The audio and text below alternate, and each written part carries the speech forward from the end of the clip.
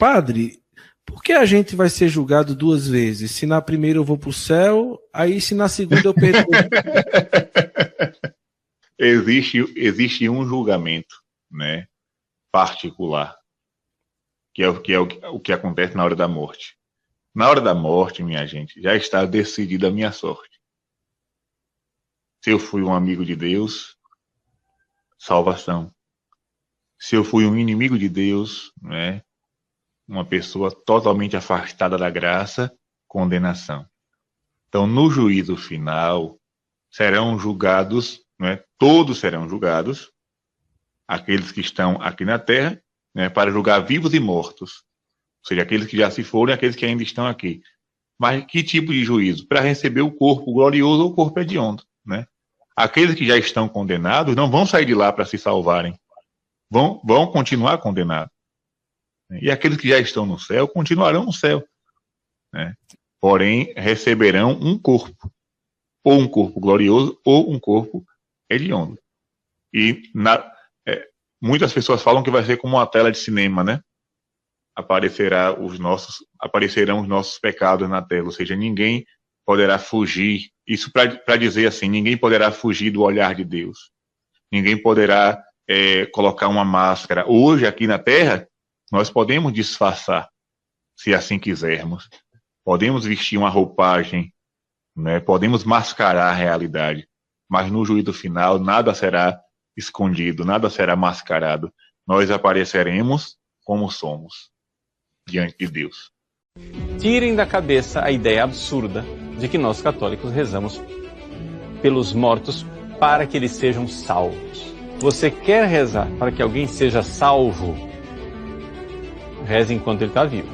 O purgatório não é momento de decisão, está tudo decidido. Todas as almas, absolutamente todas as almas que estão no purgatório já estão salvas. Agora, se ela já está salva para sempre, pode ser que ela ainda não esteja preparada, purificada, não tenha pago toda a pena temporal que ela deve pelos seus pecados pessoais cometidos. E então é necessário que ela faça uma purificação para ir para o céu. Essa purificação chama-se purgatório. Nós podemos ajudá-las para antecipar o céu delas. A gente reza pelas pessoas para que esse período de purificação, de purgação que elas têm no purgatório seja abreviado quanto antes. O purgatório levesiano responde tudo. Pessoal, eu estou fazendo essa introdução a este vídeo, que pode ficar um pouquinho maior, é porque nós ousamos levantar um argumento que combate aquela ideia que tanto católicos como protestantes têm, de que existem dois juízos, um juízo chamado juízo particular, que ocorre logo após a morte de qualquer pessoa, e um juízo final, que seria apenas a declaração oficial perante toda a humanidade da separação entre os que vão para o inferno e os que vão para o céu.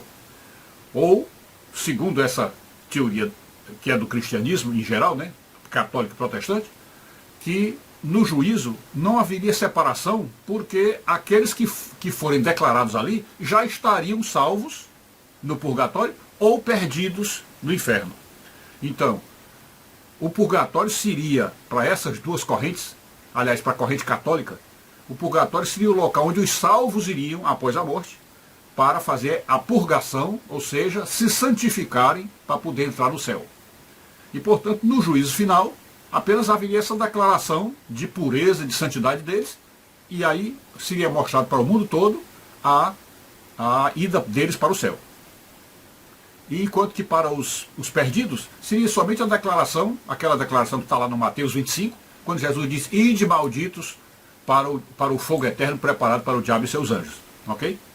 Mas vocês percebem nesta própria introdução que eu estou fazendo aqui, mais para ter assim um material mais dinâmico, e vamos dizer assim, uma imagem em movimento, para ilustrar melhor o vídeo, vocês percebem que até o enunciado desse argumento, desse estudo, é complicado, porque a gente acaba entrando nas razões que a Bíblia dá e que Dr. C.S. Lewis dá para mostrar que a ideia está errada.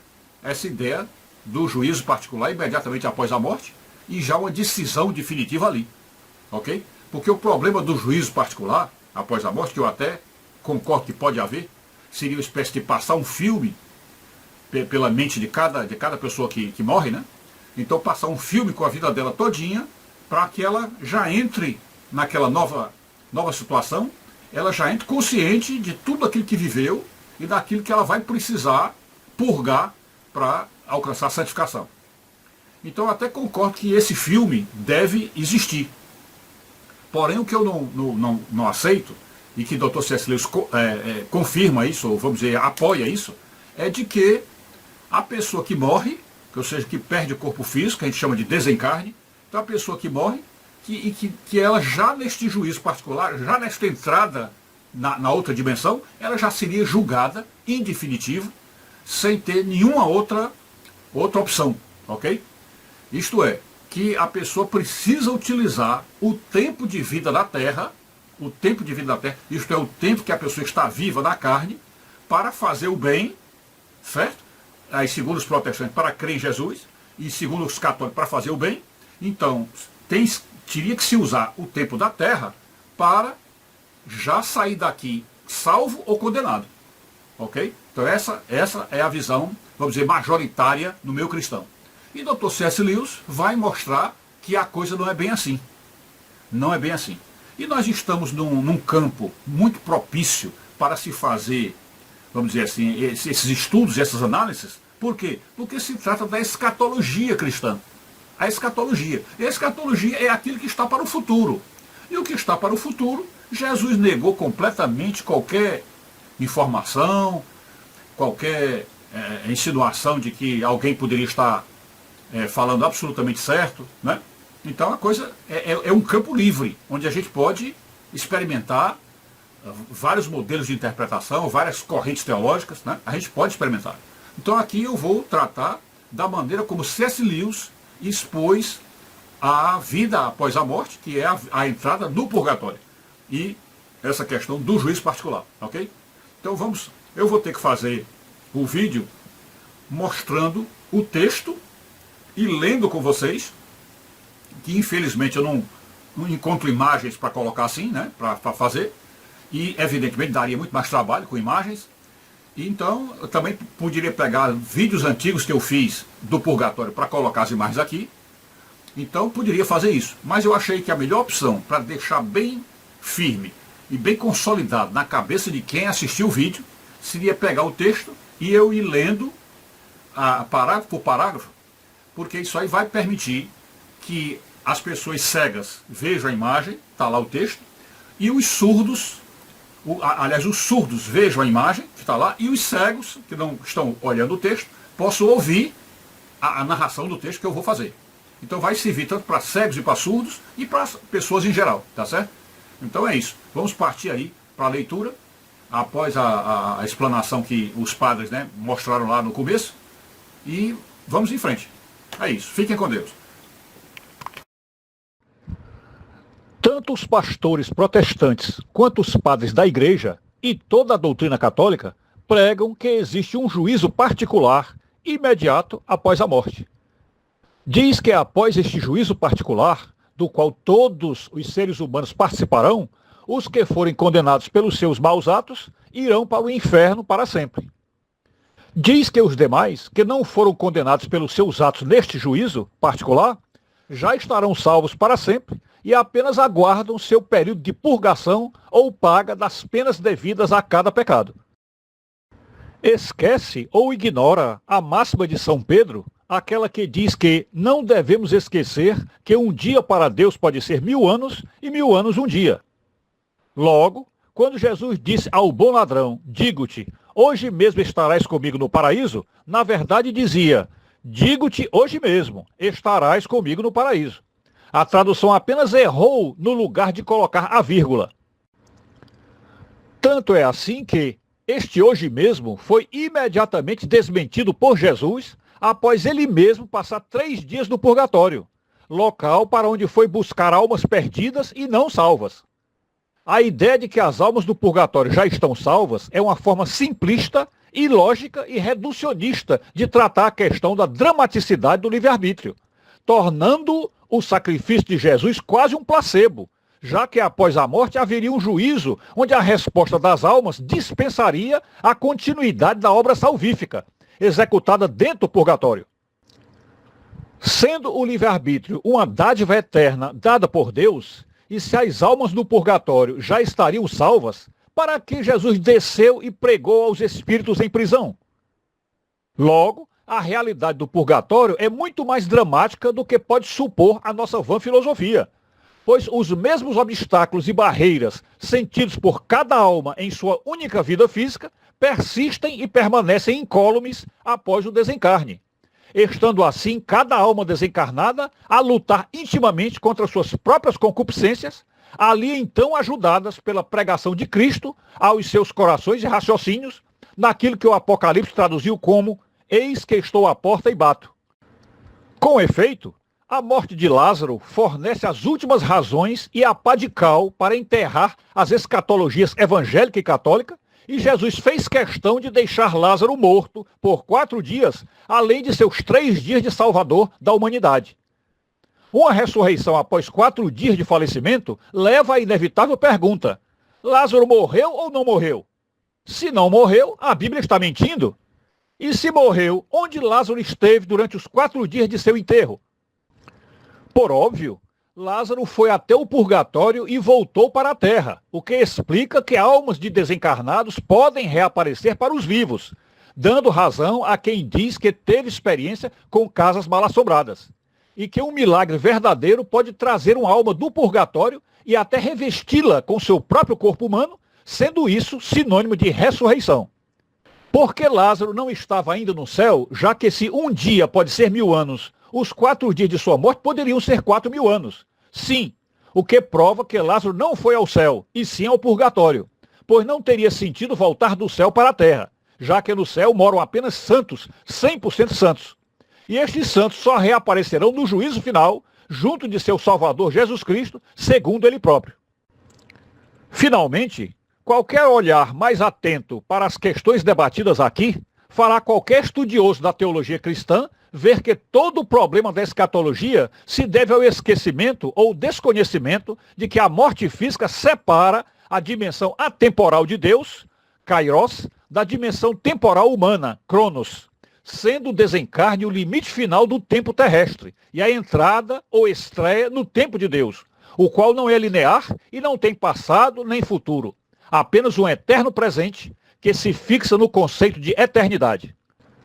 A sabedoria milenar diz então que cada alma deve esmerar-se para se santificar na terra, pois qualquer falha ou falta neste processo terrestre irá perdurar e talvez até se agravar na vida purgatorial, periclitando sobremaneira o esforço de libertação da alma desencarnada e comprometendo muito mais a missão sacrificial de Jesus no Vale da Sombra da Morte. Pessoal, uma coisa que eu não abrangi aí na introdução é fazer esse lembrete imediato para quem quer se debruçar sobre o assunto e quer aprofundar o assunto. O lembrete imediato é este. Vou ler aqui para deixar mais a ênfase sobre isto. O limite da morte.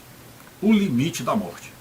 A morte é o limite inexorável da terceira dimensão terrestre e estabelece o final do tempo. A morte estabelece o final do tempo. A partir da morte, nenhuma referência de tempo existe mais. E os que morrem saem literalmente do tempo, passando a entrar na eternidade. Ok? Então, é preciso acentuar, deixar bem claro, que a morte física é o limite do tempo. Isto é, a pessoa está viva, na carne, então ela está dentro do Cronos, que é o tempo nosso aqui, o tempo cronológico, é o nosso tempo. Quando ela morre, a alma dela, que escapa do corpo, sai do corpo, né, se desprende, ela então entra numa dimensão chamada eterna ou uma dimensão atemporal. Ela não está mais regida pelo tempo. Ok? Então é bom que isso fique bem claro, porque no momento em que você percebe que com a morte você saiu do tempo, então não tem sentido se falar em um dia, 2 dias, 1 semana, 2 semanas, 1 mês, 1 ano. Não tem sentido. Porque não há mais contagem de tempo. Não há mais essa contagem. Então é eternidade. É eternidade. Portanto, olhar para trás, para o meio e para frente, é a mesma coisa. É o eterno presente. Aquele presente eterno, que é a dimensão de Deus. Ok? Então é preciso que isso fique bem claro, que isso aí vai nortear as passagens do argumento de Lewis para mostrar que, de fato, dentro do purgatório, não existe uma salvação prévia ou uma condenação prévia. Não. É muito mais profundo e, como eu sempre digo, é muito mais dramático. É muito mais dramático. Mas vamos em frente.